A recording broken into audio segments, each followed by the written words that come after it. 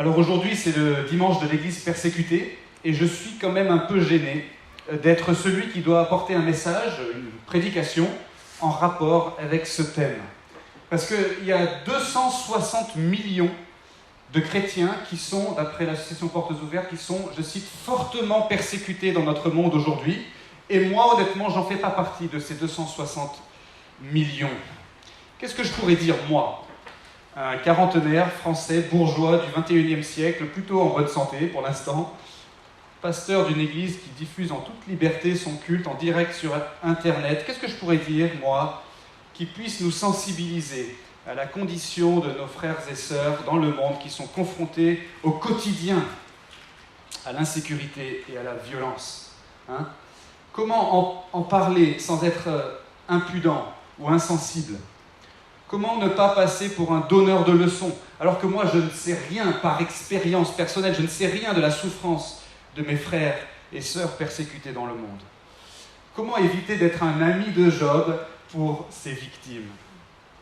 Je n'ai pas de remède ou de conseil à leur donner, honnêtement. C'est eux qui ont des leçons à nous apprendre, n'est-ce pas, sur la foi. C'est eux qui ont des leçons à nous apprendre.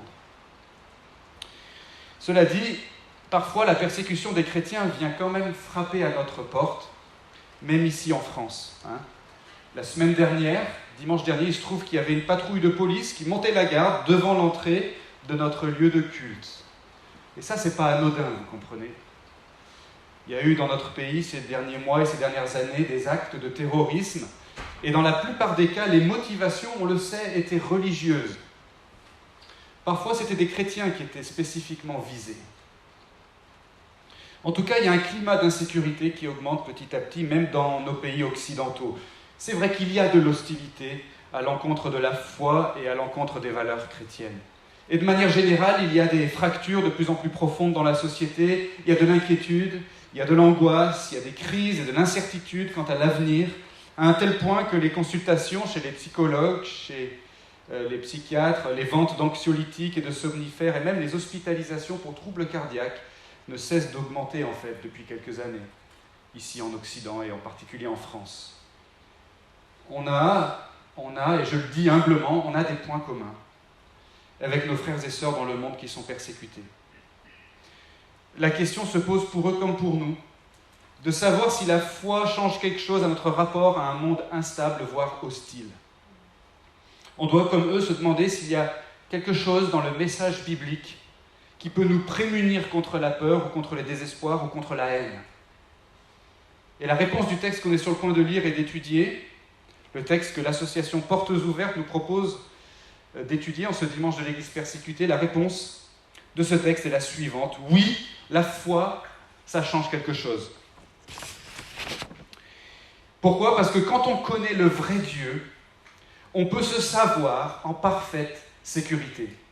Voilà toute la leçon du psaume 46 qui nous invite à nous arrêter et à savoir ou à comprendre que l'Éternel est Dieu.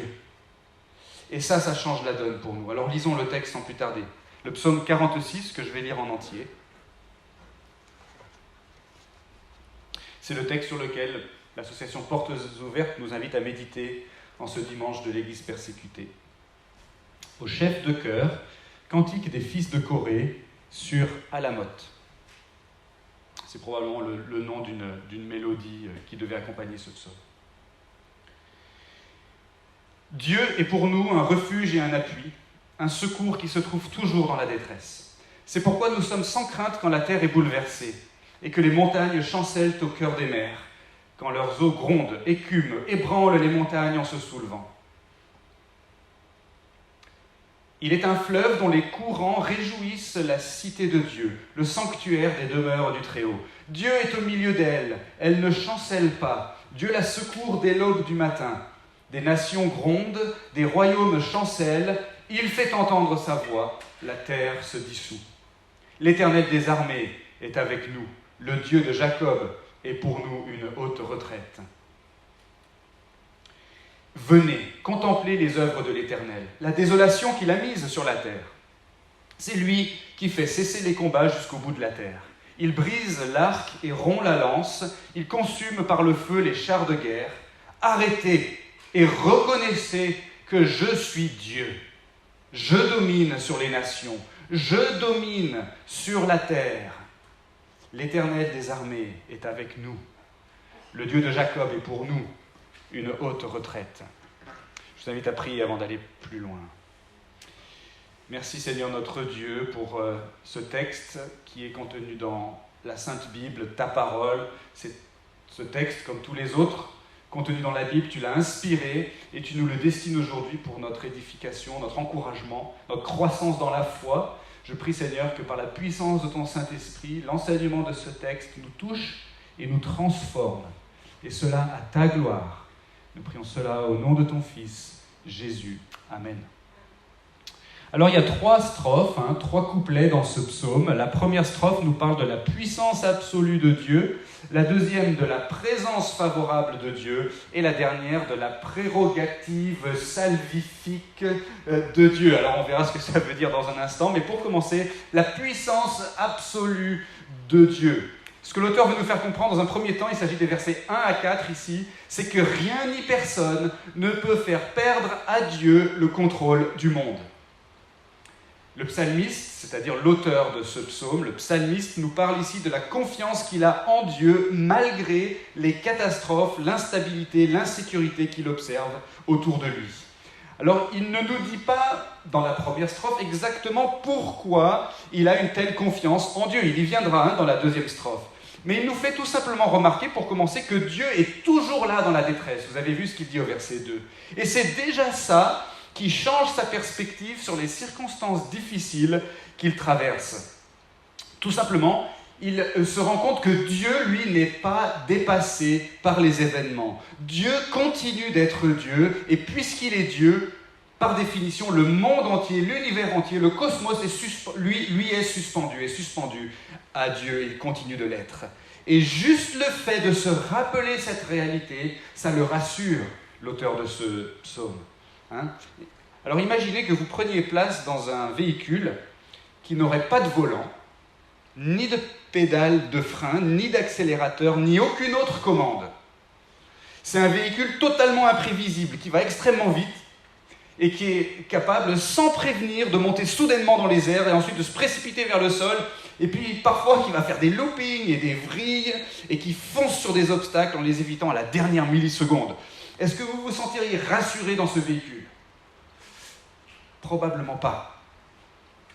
Mais si on vous expliquait que ce véhicule en fait était raccordé à des rails et qu'il y avait des ingénieurs très intelligents qui avaient conçu son fonctionnement, sa vitesse et sa trajectoire, et que tout était contrôlé par des professionnels employés dans un parc d'attractions,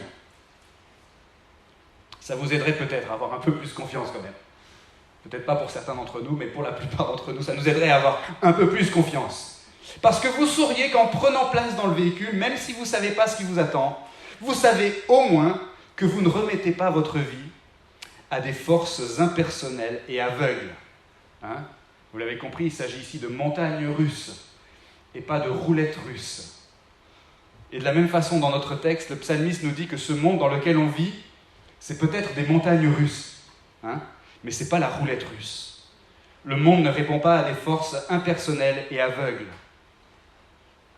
Mais Dieu est toujours là, même dans la détresse, parce que Dieu est Dieu. Parce que Dieu est Dieu, ça veut dire qu'il est là, puisqu'en tant que Dieu, il est omniprésent. Ça veut dire qu'il sait ce qui se passe, parce qu'en tant que Dieu, il est omniscient.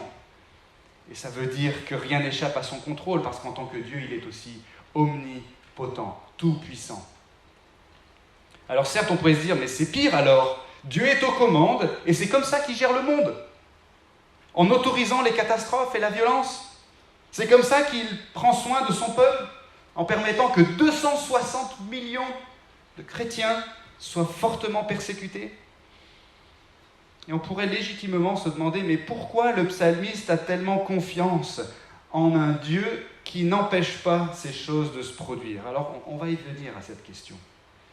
Mais pour l'instant, le psalmiste veut juste qu'on s'arrête dans cette première strophe et qu'on songe à ce changement de perspective qu'entraîne tout simplement la conviction qu'il y a un Dieu digne de ce nom, c'est-à-dire dont la puissance est absolue ou irrésistible.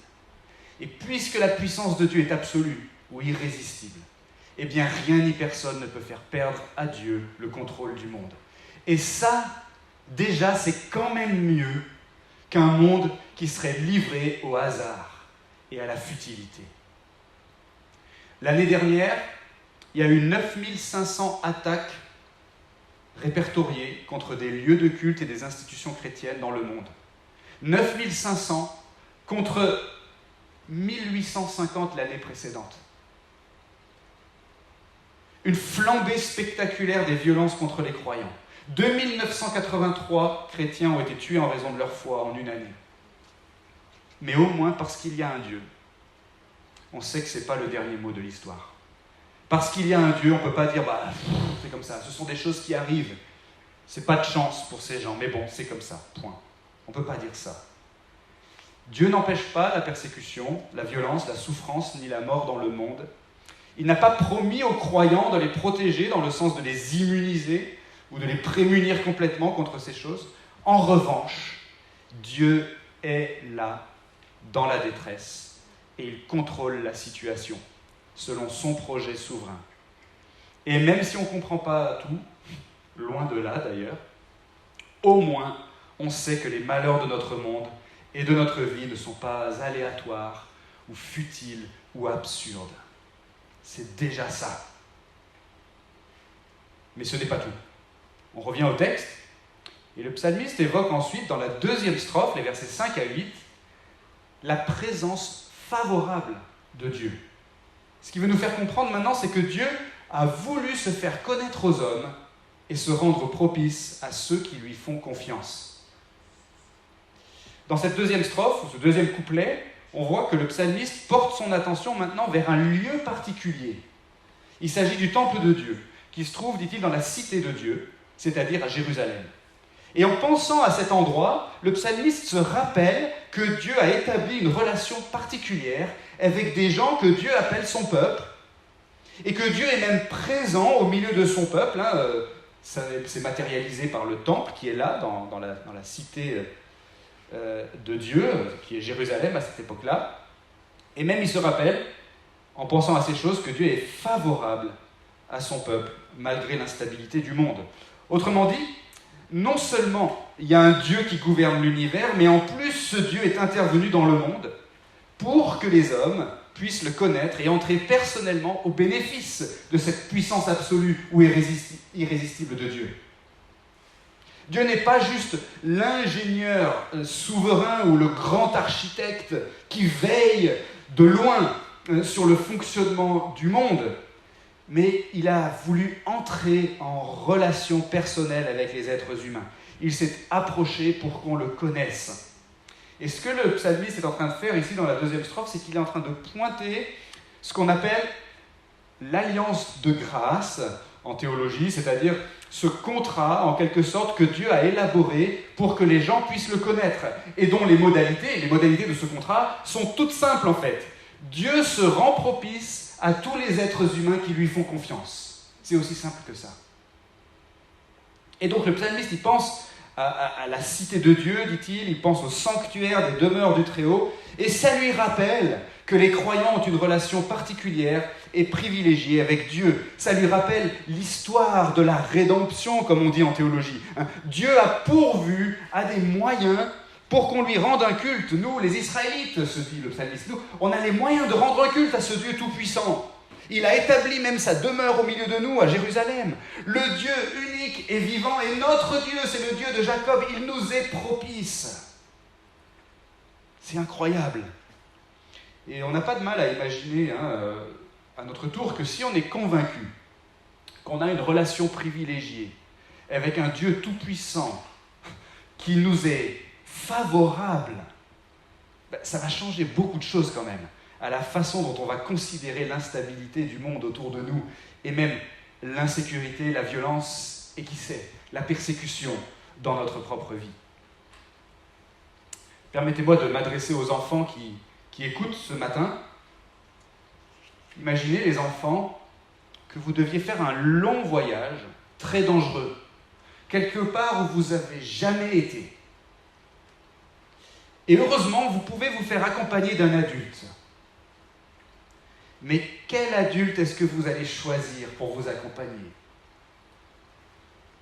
J'imagine que beaucoup d'entre vous, les enfants, si vous avez un papa dans votre vie, logiquement, c'est lui que vous allez choisir, n'est-ce pas ? Vous aimeriez que votre papa vous accompagne sur ce voyage plutôt que quelqu'un que vous ne connaissez pas. Parce que vous savez certainement que votre papa, si jamais il y a un danger sur la route, il n'hésiterait pas une seconde à intervenir. Même au péril de sa propre vie pour vous protéger et pour vous porter secours, si besoin. Je me rappelle un fait divers il y a quelques années, ça s'est passé au Montégoal, dans le massif des Cévennes. Une jeune fille de 12 ans est tombée dans un ravin pendant une randonnée et son papa s'est jeté à son secours. Il a sauvé la vie de sa fille, mais il y a lui-même laissé sa vie. Il n'a pas réfléchi longtemps en tant que papa qui aimait sa fille. Le calcul était vite fait pour lui. Peu importe ce qui m'arrive, je vais porter secours à mon enfant bien-aimé. C'est rassurant quelque part d'être accompagné par quelqu'un comme ça. Et le psalmiste, dans notre texte, il observe l'instabilité et l'insécurité du monde. Il se rappelle la puissance absolue de Dieu, c'était le premier couplet. Et il est convaincu en plus de la présence favorable de Dieu à ses côtés. Ça, c'est le deuxième couplet. Cette conviction s'appuie sur les choses que Dieu a révélées dans l'histoire et sur les choses que Dieu a faites dans l'histoire. À notre tour, aujourd'hui, en 2020, si on fait confiance à Dieu, au vrai Dieu, celui de la Bible, selon ce qu'il a dit et selon ce qu'il a fait dans l'histoire, on peut être sûr à notre tour de sa présence favorable à nos côtés, à tout instant.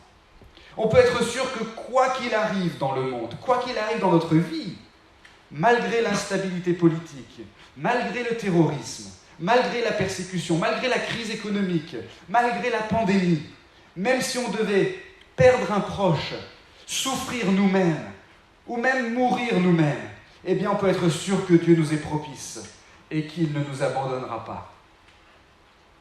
Comment est-ce qu'on peut en être sûr ?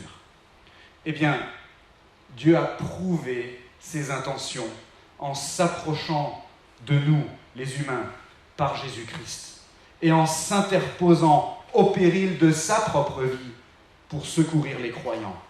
Il en avait parlé par les prophètes dans l'Ancien Testament, et il l'a fait, et il en parle encore dans le Nouveau Testament, et il en parle jusqu'à aujourd'hui, à travers l'Église, à travers les prédicateurs, à travers le témoignage de tous les croyants. On était en proie au mal et à la mort, et surtout en proie au mal qui est dans notre propre cœur. Et Jésus est venu à notre secours. Il s'est jeté à notre secours, si j'ose dire, en acceptant de mourir à notre place sur la croix, pour qu'on puisse survivre à notre propre péché et être réconciliés pour toujours avec Dieu qui nous a créés. Vous voyez les promesses de grâce auxquelles le psalmiste il pense dans cette deuxième strophe, quand il pense au temple de Dieu, quand il pense à l'histoire du peuple de Dieu, quand il pense à la cité de Dieu, ces promesses de grâce auxquelles il pense, elles se sont accomplies en Jésus-Christ, au profit de tous ceux qui ont foi en lui. L'association Portes Ouvertes nous rapporte le témoignage d'un chrétien d'arrière-plan musulman en Égypte, qui a été enfermé à cause de sa foi dans un caisson carré en pierre d'1,50 m de largeur, sans lumière. Tous les 3 jours, on lui glissait un peu de nourriture et un peu d'eau, mais à part ça, il restait dans le noir absolu, en permanence. Et au bout d'une semaine, il raconte qu'il a commencé à perdre la raison. Mais il dit aussi qu'au bout d'un moment, au milieu de ses hallucinations, Dieu s'est manifesté à lui. Et il raconte ce qu'il a ressenti à ce moment-là, je le cite. « Un ruisseau d'eau claire et fraîche coula à travers la cellule, me lavant, parce que j'ai pris conscience que Christ m'aimait, même à ce moment-là, assis dans mes excréments, avec tous mes péchés et ma foi en miettes et ma santé mentale qui s'effritait, je me suis rendu compte que même dans cet état, Christ m'aimait. » Dieu ne nous immunise pas contre le malheur, mais dans le malheur, on est aimé de Dieu en Jésus-Christ. C'est ce que le psalmiste nous rappelle dans ce deuxième couplet. Dieu a voulu se faire connaître aux hommes et se rendre propice à ceux qui lui font confiance. On n'a donc rien à craindre si on appartient à Christ, parce que Dieu est avec nous, il est même pour nous, dans la vie comme dans la mort. Mais il reste encore un point. Dans le troisième et dernier couplet, les versets 9 à 12 cette fois, le psalmiste évoque maintenant ce que j'ai appelé la prérogative salvifique de Dieu. Alors qu'est-ce que c'est que ça? Qu'est-ce que ça veut dire? Une prérogative, c'est un droit qui revient en particulier à quelqu'un d'exercer. Et salvifique, ça se rapporte à quelque chose qui produit le salut, quelque chose qui sauve. Donc tout simplement, le psalmiste veut nous faire comprendre dans cette troisième et dernière strophe qu'il appartient à Dieu et à Dieu seul de faire disparaître le mal, et il le fera. Ce que le psalmiste fait ici, c'est qu'il interprète l'histoire du monde en disant « C'est Dieu qui détermine l'issue des guerres, c'est lui qui renverse les régimes, c'est lui qui décide de la fin des conflits. » Autrement dit, quand on a l'impression d'être entouré de violence et d'injustice et de persécution, on sait que c'est Dieu qui, en fin de compte, a le pouvoir d'y mettre un terme. Et ça, c'est une bonne nouvelle pour les croyants, pour deux raisons. Un, parce que ça veut dire que Dieu est capable de nous délivrer dès maintenant du mal auquel on fait face. Il est capable de nous délivrer tout de suite, s'il le souhaite, de la maladie par exemple, ou de la violence. Il est capable de délivrer nos frères et sœurs de la persécution. Et donc on peut et on doit prier pour ça, sachant que Dieu est capable, puisque comme le dit le psalmiste, c'est lui qui fait cesser les combats. C'est lui qui brise l'arc et rompt la lance. C'est lui qui domine sur les nations. Versets 10 et 11. C'est la première raison. La deuxième raison pour laquelle c'est une bonne nouvelle, c'est que ça veut dire que si Dieu n'exauce pas tout de suite notre prière, on peut savoir quand même pour sûr que c'est malgré tout lui qui aura le dernier mot un jour. C'est sûr que c'est lui qui aura le dernier mot un jour. Même s'il ne nous exauce pas tout de suite, il aura quand même le dernier mot un jour, puisque c'est lui qui fait cesser les combats, c'est lui qui brise l'arc et rompt la lance, c'est lui qui domine sur les nations et sur la terre. C'est sa prérogative salvifique, le droit qui lui appartient à lui et à lui seul d'exercer en vue de sauver le monde du mal. Étant donné que Dieu contrôle le monde souverainement, c'est la première strophe, et étant donné que ce Dieu est propice à ceux qui lui font confiance, c'était la deuxième strophe, eh bien c'est extrêmement rassurant de savoir que ce Dieu a aussi le pouvoir de mettre fin définitivement à toute injustice et qu'il le fera. Troisième strophe. Ce que ça veut dire, c'est que toute hostilité à l'encontre de Dieu, de ses projets et de son peuple, est en fin de compte vouée à l'échec.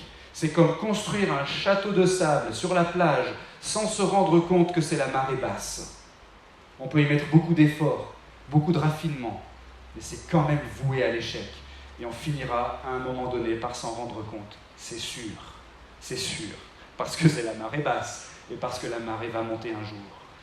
Ce que le psalmiste veut nous faire comprendre donc, c'est que si on est croyant, on est dans le camp de celui qui a cette prérogative salvifique. On est dans le camp de celui qui seul est capable de vaincre définitivement le mal et de réduire à néant les projets de ses ennemis. On est dans le camp de celui qui domine sur le monde comme la marée montante domine sur la plage.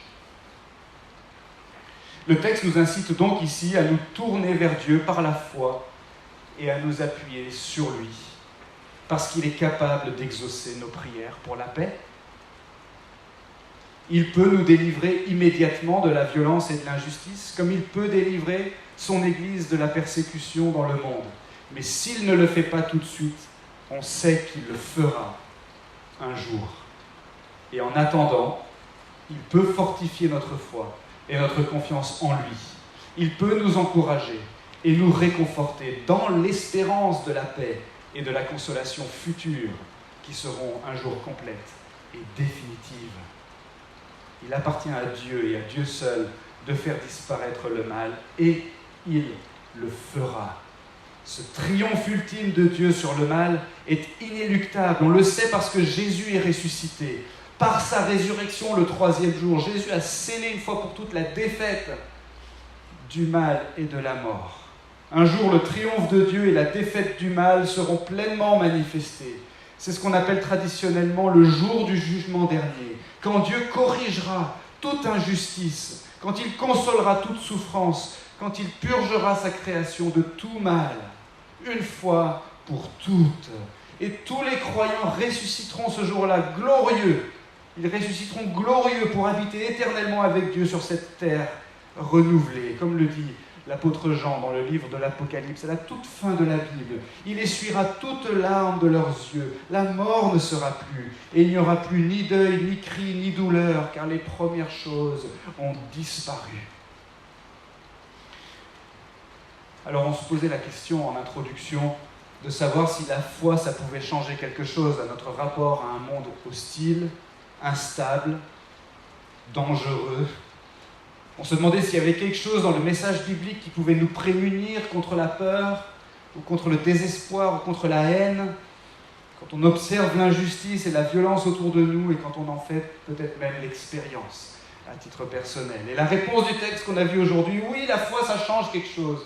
Oui, ça change quelque chose. Nos frères et sœurs persécutés dans le monde en témoignent eux-mêmes, comme on a pu le voir dans la vidéo au début de ce culte. Et leur exemple illustre pour nous la leçon de ce psaume qui est la suivante. Quand on connaît le vrai Dieu, on peut se savoir en parfaite sécurité. Arrêtez et sachez que je suis Dieu, dit le Seigneur au verset 11. Arrêtez et reconnaissez, contemplez, comprenez que je suis Dieu, l'Éternel, le Dieu de la Bible, le Dieu de l'Alliance, le Dieu de Jésus-Christ est Dieu. Il est le vrai Dieu, le seul vrai Dieu. Et ça change la donne pour tous ceux qui le connaissent et qui lui font confiance. On entend dire parfois que s'il y avait moins de religion dans le monde, il y aurait moins de conflits et de violences.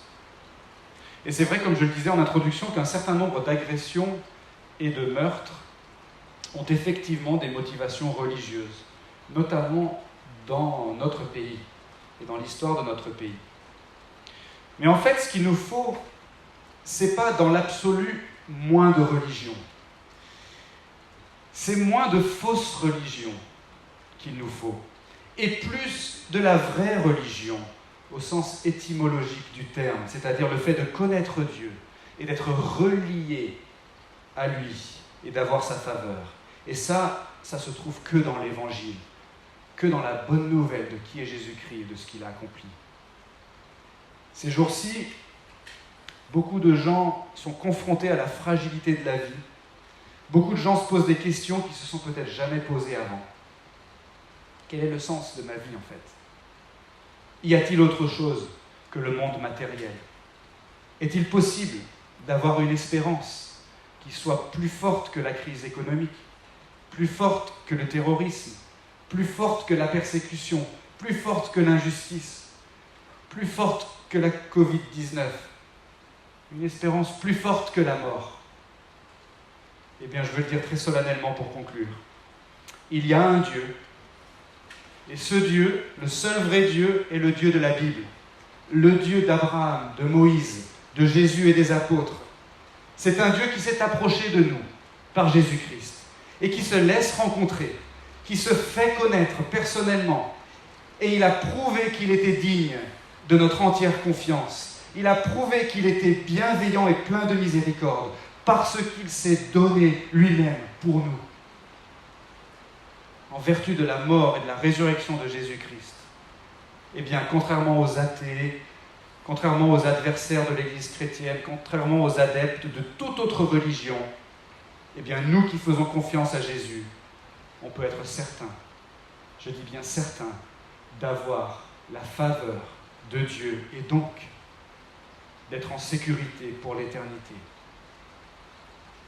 On peut être certain tout simplement que les paroles du psaume qu'on a regardé ensemble aujourd'hui s'appliquent pleinement à nous. Amen. Prions ensemble. Merci Seigneur notre Dieu pour les promesses de ta parole. Merci de nous montrer combien tu es un Dieu digne de confiance, un Dieu bienveillant, un Dieu miséricordieux. Merci parce que tu t'es donné pour nous en Jésus-Christ, pour nous délivrer et nous assurer cette sécurité éternelle auprès de toi. Seigneur, s'il te plaît, fortifie notre espérance. Notre foi a tendance à vaciller. Nous avons besoin de ton aide au jour le jour et en particulier dans ces temps-ci. Nous prions que tu nous gardes dans ta paix malgré l'instabilité du monde, malgré l'insécurité et les incertitudes qui concernent l'avenir. Et nous prions cela au nom de Jésus. Amen.